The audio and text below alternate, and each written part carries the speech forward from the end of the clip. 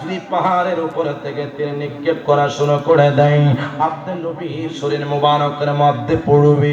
নবী গো, নবী গো, ও নবী, আমি সিদ্দিক আকবর সেটা কখনো বরদাস্ত করতে পারবো না। এই জন্য সিদ্দিক আকবর সামনে থাকবে। ওই পাহাড় থেকে মুনাফিক হুদিরা যদি তীর মারা শুরু করে দেয়, আমি সিদ্দিক আকবরের গায়ের মধ্যে যদি পড়ে, আমি সিদ্দিক আকবরের কোনো দুঃখ থাকবে না। কেন রে? আমার নবীর সামনে যদি সিদ্দিক আকবরের মরণটা হয়ে যায়, আমি সিদ্দিক আকবরের জীবনটা ধন্য হয়ে যাবে। জোরে বলেন আল্লাহু আকবার। আরো জবানটা করবি ইয়া রাসূলুল্লাহ। আমার ভাইরা, বন্ধুরা, বাবা, সিদ্দিক আকবর বলে, নবী গো, ও কমনিওয়ালা নবী, চলেন। আমার নবী যাইতে যাইতে জবল আবু কুবাস পাহাড়ের মধ্যে যখন নবী উঠলেন, হা হা হা, একজন মুসলমানও নাই, একজন ইমানদারও নাই, মাথার মধ্যে টুপি নাই, গায়ের মধ্যে জুব্বা নাই, মুমিন নাই, মুসলমান নাই, বেঈমানেরা শত শত চেয়ারের মধ্যে বসে আছে। আহা, দুইটা চেয়ার, একটা হলো স্বর্ণের চেয়ার, আরেকটা হলো রূপার চেয়ার। কিরে আবু জাহিল কি হাবিব বিন মালিক প্রশ্ন করার, হে আবু জাহিল, মুহাম্মদ কি কোন জায়গার মধ্যে বসাইবা? তো মুহাম্মদকে চেয়ারের মধ্যে কোনো জায়গা দিব না, তিনি মাটির মধ্যে বসবে। হাবিব বিন মালিক যখন স্বর্ণের চেয়ারের মধ্যে বসলেন, আবু জাহিল রূপার চেয়ারের মধ্যে যখন বসে গেলেন, বাজান আমার নবী যখন দাঁড়িয়ে আছে, হাবিব বিন মালিক আমার নবী, নূরের নবী, জিন্দা নবী, কামলিওয়ালা নবীজির চেহারা মোবারক দেখে তিনি বসা থেকে দাঁড়িয়ে গেছে। আর একটু জোরে বলেন না সুবহানাল্লাহ। মালিক আমার নবীর চেহারা মুবারকের দিকে তাকাইয়া স্বর্ণের চেহারা থেকে যখন দাঁড়াইয়া গেলেন, এবার বাদশা ডাক দিয়া বলেন, আপনি মুহাম্মদ, আপনি স্বর্ণের চেয়ার মধ্যে বসেন, আমি দাঁড়িয়ে যাই। আবু জাহেল বাদশার চেহারার দিকে তাকাইয়া চেহারাটা মলিন করে ফেলেছে। কিরে বাদশাকে বললাম, মুহাম্মদের চেয়ারের মধ্যে কোনো জায়গা নাই, এই স্বর্ণের চেয়ারটা আমি বাদশার জন্য আমি নিয়েছিলাম। হায় হায়, হাবিব বিন মালিক ডাক দিয়া কয়, আবু জাহেল, আবু জাহেল শুনে নাও, যিনি জায়গার মধ্যে অনুষ্ঠানের মধ্যে হাজির হয়েছে, তার চেহারা দেখে আমি বাদশা পাগলপনা হইয়া গেলাম। জীবনে আমি কত চেহারা দেখলাম রে, এত সুন্দর চেহারা আমি বাদশা কোনদিনও দেখি নাই। আবু জাহেল রূপার চেয়ার থেকে দাঁড়িয়ে গেলেন। আমার নবী যখন স্বর্ণের চেয়ারের মধ্যে বসে গেলেন, আবু বকর সিদ্দিক আবু জাহেল রূপার চেয়ারের মধ্যে বসে গিয়েছে। জোরে বলুন আল্লাহু আকবার।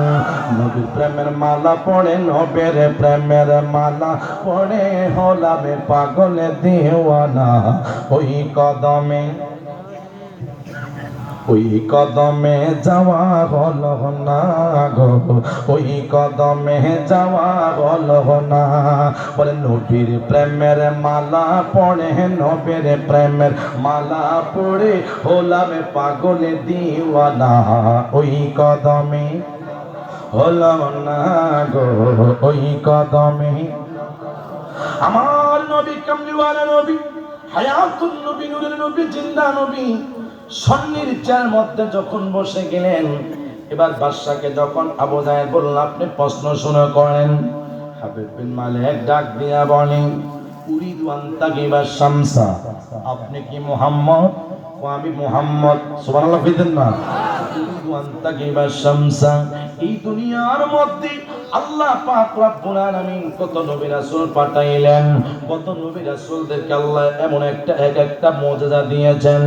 আপনি যদি নবী হন, এই মুহূর্তে একটা মুজিজা দেখান। আমার নবী কয়, বাদশা মুহাম্মদকে আপনি কি প্রশ্ন করবেন? মুহাম্মদ আপনাকে কি মুজিজা দেখাবে। আজকে মুহাম্মদকে বাদশা যাহা প্রশ্ন করবে আমি মুহাম্মদ প্রত্যেকটি উত্তর দেওয়া শুরু করব। জোরে বলেন আল্লাহু আকবার। আমার ভাইরা বন্ধুরা বাবারা, হাবিব বিন মালিক প্রশ্ন করেছে ওয়া তাখরুজুল কামারা, আপনাকে প্রশ্ন করলাম আকাশের মধ্যে সূর্য আছে, আপনি যদি সত্য নবী হয়ে থাকেন ওয়া তাখরুজুল কামারা, আকাশের সূর্য ডুবাইতে হবে। আমার নবীকে বলে আপনি উত্তর দেন। উত্তর আমি এখন দেব না। নবী গো, আপনি নবী, নূরের নবী, কামলিওয়ালা নবীর শান আল্লাহ পাকের দরবারে কত মহান। আমার নবী বলে বাদশা, আপনি আমাকে প্রশ্ন শুরু করলেন, শুরু করতে থাকেন। প্রশ্ন যখন শেষ হবে তারপর আমি উত্তর দেব। তখন সূর্য ডুবাইয়া আপনি চাঁদ বানাইতে হবে। আমার নবী কয় আর কি প্রশ্ন আছে? আল্লাহর হাবিব সাল্লাল্লাহু তাআলা আলাইহি ওয়াসাল্লাম ওই সুন্নের চেয়ারের মধ্যে বসা অবস্থায় হাবিব বিন মালিক ডাক দিয়া বলে ওয়ায়ান হিদুলাকা মির রিসালা, প্রত্যেকটি মানুষের জবানে মুহাম্মদের নাম শুনলাম না, আজকে সত্য নবীর প্রমাণ হইবে গো। আপনি যদি মুহাম্মদ সত্য নবী হয়ে থাকেন ওই চাঁদের জবান থেকে আজকে নবীর রিসালাতের স্লোগান শুনবো। জোরে বলুন না সুবহানাল্লাহ। বসে আছে, আল্লাহ ডাক দিয়া বলে জিবরাইল, ও জিবরাইল শুনে নাও, আমার বন্ধু কি হাবিব বিন মালিক ইয়ামনের বাসা আবু জাহেল সহ অপমান করার জন্য যাবর আবু কুবাস পাহাড়ে নবীকে প্রশ্ন করল, ও জিবরাইল, আমার বন্ধু নবীকে দুনিয়ার কোন মুনাফিক যদি অপমান করতে যায় আমি আল্লাহ সেটা কখনো বরদাস্ত করতে পারি না। জোরে বলুন না মারহাবা। আল্লাহ ডাক দিয়া কয় জিবরাইল শুনে নাও, আমার বন্ধু নবীকে কামলিওয়ালা নবী হায়াতুন নবীর কাছে গিয়া তুমি জিবরাইল আমার নবীর কান মুবারকের মধ্যে মেসেজটা জানিয়ে দেবা। ইয়া রাসূলুল্লাহ, নবী গো, হাবিব বিন মালিক প্রশ্ন করেছে, আপনি নবী টেনশন নাই, আপনি নবীর চিন্তা নাই, আপনি নবী শাহাদাত আঙ্গুল দিয়ে আকাশের দিকে যখন ইশারা করবেন আমার আল্লাহ হাবিব বিন মালিক যতগুলা প্রশ্ন করলো সমস্ত প্রশ্নের উত্তরগুলো আমার আল্লাহ এইভাবে ধরে রাখবে। জোরে বলেন সুবহানাল্লাহ। আমার কামলিওয়ালা নবী, নূরের নবী, জিন্দা নবী বলছে আমাকে সংক্ষেপ করার জন্য আমার সুন্নি মুসলমান ইমানদার ভাইয়ারা, এবার আল্লাহর হাবিব সাল্লাল্লাহু তাআলা আলাইহি ওয়াসাল্লাম বলছে আমি প্রশ্নের উত্তর দেওয়া শুরু করব। আমার আল্লাহ সমস্ত কিছু কুদরতিভাবে ধরে রেখেছেন। হয় বাদশা প্রশ্ন করেছেন, আমার নবী উত্তর দেওয়া শুরু করলো। আমার ভাইরা বন্ধুরা বাবা, আবু জাহিল নবীর চেহারার দিকে তাকাইয়া বলতেছে জাদুকর জাদুকর জাদুকর। না না না না, বাদশা একটা কথা বলল না, বাদশা আমার নবীর মুজিজাগুলা দেখা শুরু করলো। আমার সুন্নি মুসলমান ইমানদার ভাইরা, সেই দিন ওয়াহিদুল্লাহ কামিল রিসালা আপনি যে মুহাম্মদ চাঁদ থেকে শুনবো, সেই দিন আমার আল্লাহ চাঁদের জবানটা খুলে দিয়েছে। আমার আল্লাহ হাই গায় নবী মুহাম্মদুর রাসূলুল্লাহ সাল্লাল্লাহু তাআলা আলাইহি ওয়াসাল্লামের নাম মুবারক প্রচার করার জন্য, বন্ধু হাবিব সাল্লাল্লাহু তাআলা আলাইহি ওয়াসাল্লামের নাম মুবারক ঘোষণা করার জন্য আমার ভাইরা সেই দিন চাঁদের জবান থেকে নবীর নাম মুবারক শোনা গিয়েছে। ওই বাদশা ডাক দিয়া কই নবী গো, ও কামলিওয়ালা নবীজি, ও রাহমাতুল আলামিন নবীজি, আরেকটা মুজিজা আপনি নবীর কাছে দেখতে চাই। কি মুজিজা দেখবা? ইয়া রাসূলুল্লাহ, ইয়া হাবিবাল্লাহ, নবী গো, আমার ঘরের মধ্যে 6 বছর একটা 8 থেকে 9 বছর একটা মেয়ে আছে, হাঁটতে পারে না, খাইতে পারে না। আমার মেয়েটাকে অনেক ভালোবাসে, মুহাব্বত করি। এই এলাকার পর্দানি সিনেমা বোনের যদিও গরিব মানুষ হয়, সন্তানদেরকে মানুষ খানা নিয়ে কখনো কিপটামি করে না বাজান। একটা সন্তানের জন্য মানুষ কত কষ্ট করে, একটা একটা সন্তানের জন্য মানুষ কত ডাক্তারের কাছে দৌড়ায়, কবিরাজের কাছে যায়, কথা বলেন ঠিক কিনা? কত মানুষের লক্ষ লক্ষ টাকা আছে কিন্তু সন্তান নাই, কত মানুষের বাড়ি গাড়ির অভাব নাই কিন্তু সন্তান নাই। বলুন সন্তান দেওয়ার মালিক কে? আর একটু জোরে বলেন না কে? আশেক না বলছে তুমি কাউরে দিলা 10টি সন্তান, জায়গা সম্পদ নাই, কাউরে দিলা কোটি টাকা, একটা সন্তান নাই, কথা বলুন ঠিক কিনা? টাকা পয়সা ধন সম্পত্তি দিলা বেশি করে, মরার পরে কান্দে করে, মরার পরে কান্দে করে, কবরে কে নামাইবে তোরে রে, রঙের খেলা খেলছ মাওলা রে। চিৎকার করে বলেন মারহাবা। নবী গো নবী নবী, আমার মেয়েটাকে আমি ভালোবাসি, ইয়া রাসূলুল্লাহ ইয়া হাবিবাল্লাহ। দেখেন আমার নবীর মুজিজা কেমন।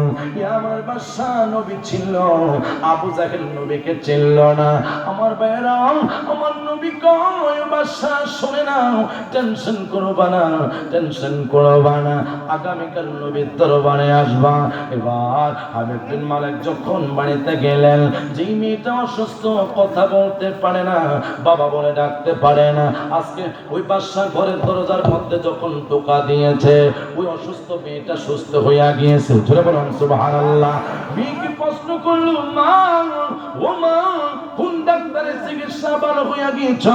মেয়ে ডাক দিয়া কয়, বাবা ও বাবা শুনে নেন, গতকালকে রাতে যখন আমার ঘরে সমস্ত লাইট বন্ধ ছিল, এমন একজন সুন্দর নূরের মানুষ আমার ঘরের মধ্যে এসে গিয়েছেন, আমার মাথার মধ্যে যখন হাত বুলাইয়া দিয়েছে, আমার জন্য দোয়া করেছে, আমি অসুস্থ সুস্থ হইয়া গেলাম। জোরে বলেন সুবহানাল্লাহ।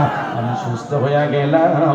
আমার নবীর দরবারে হাবিব বিন মালিক দেরি করল না, আমার নবীর দরবারে গিয়া বলতেছি, ইয়া রাসূলুল্লাহ, নবী গো, তুমি ক্ষমা করবেন গো নবী, আপনাকে চিনতে পারলাম না, আপনি রাসূল, দেরি করবেন না, আমাকে কালিমা পড়ে মুসলমান বানিয়ে দেন।